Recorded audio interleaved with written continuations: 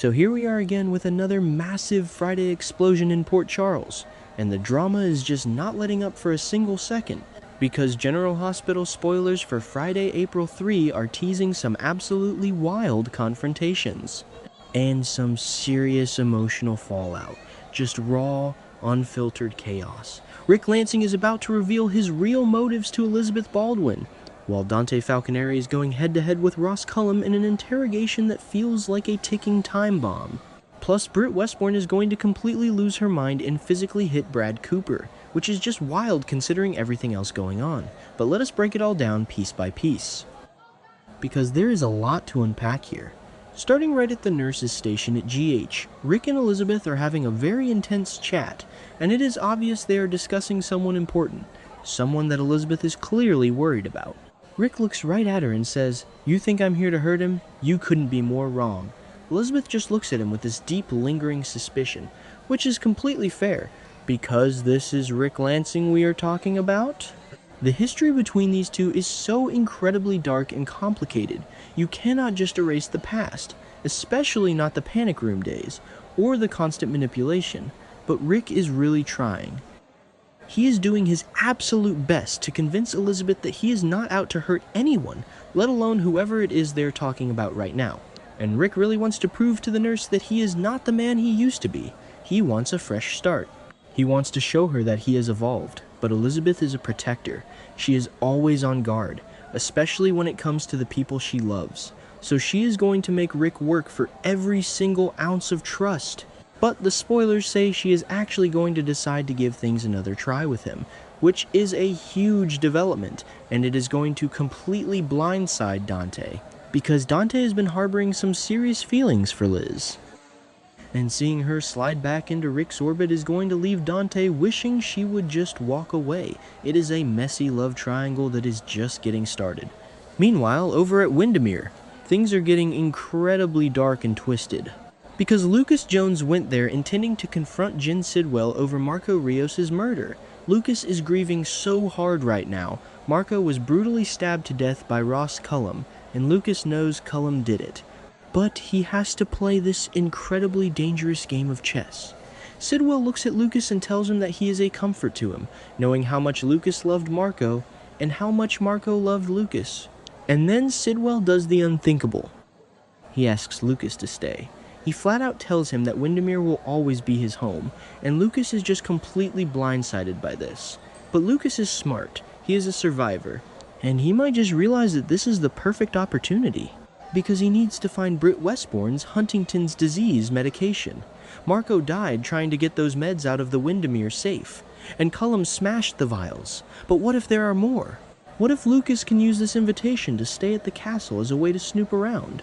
He can search that safe. He can find the medicine, and he can get justice for Marco from the inside. It is a brilliant but terrifying strategy, because Sidwell is a monster. And if he finds out Lucas is playing him, Lucas could end up just like Marco, bleeding out on the floor. And speaking of the actual murderer, Ross Cullum is currently sitting in a recovery room at GH, faking memory loss, because Dante is standing right there conducting an interrogation. Dante wants answers. He wants to know why Cullum issued that massive WSB arrest warrant for Jason Morgan in the first place. Cullum is playing dumb, claiming his memory is hazy about who shot him in the back, which we all know is a complete lie, because Cullum was staring right at Jason when Rocco Falconeri pulled the trigger. Cullum knows Jason didn't shoot him, but he is keeping his mouth shut, because he wants to investigate the real shooter on his own, and use Jason as a convenient scapegoat in the meantime. But Cullum is playing an even sicker game, because Sidwell wants Sonny Corinthos to go down for Marco's murder. Sidwell is convinced Sonny ordered the hit, and Cullum, who actually committed the murder, is more than happy to let Sonny take the fall. Cullum knows Dante's father is Sonny, so every word out of Cullum's mouth during this interrogation is calculated. He is spinning a web of lies to protect himself, and to frame the biggest mob boss in Port Charles.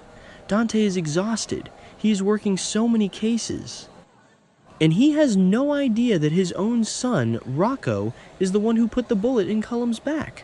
The psychological pressure on everyone involved in this cover-up is just staggering.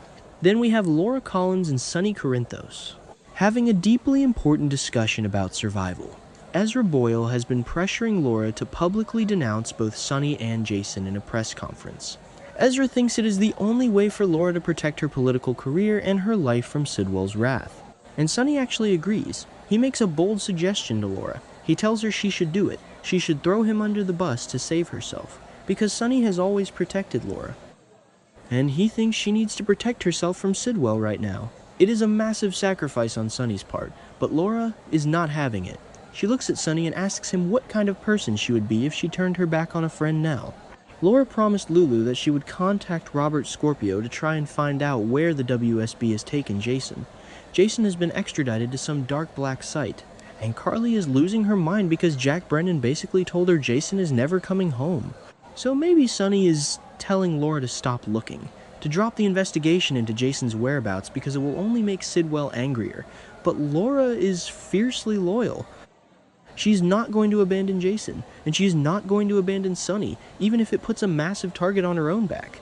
And the tension is just as high down on Pier 55, where Cassius Faison, who is currently parading around Port Charles pretending to be his late twin brother Nathan West, is having a very tense conversation with Lulu Spencer.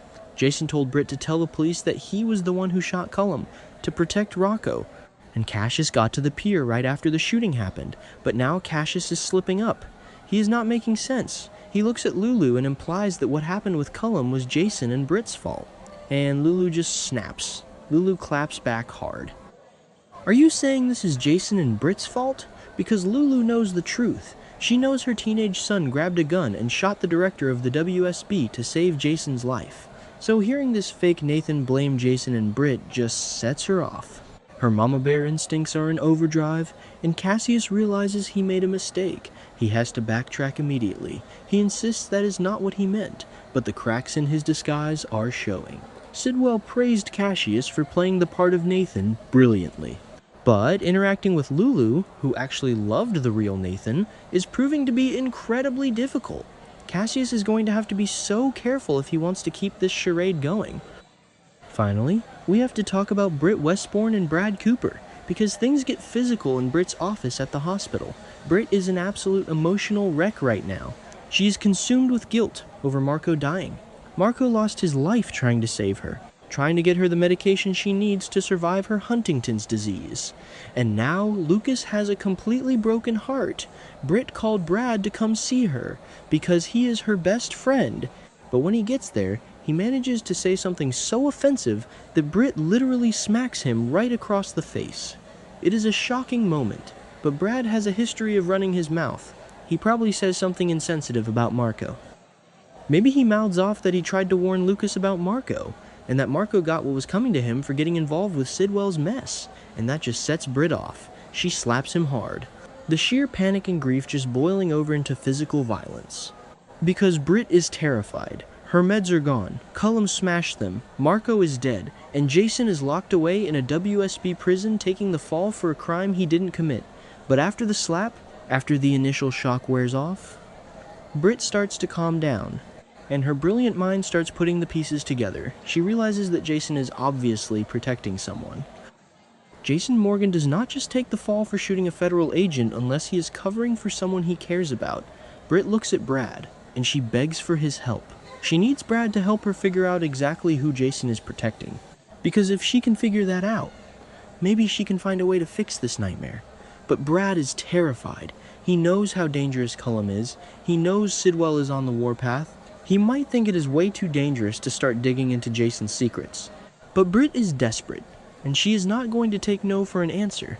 The stakes have literally never been higher in Port Charles, and the fallout from this Friday episode is going to change everything.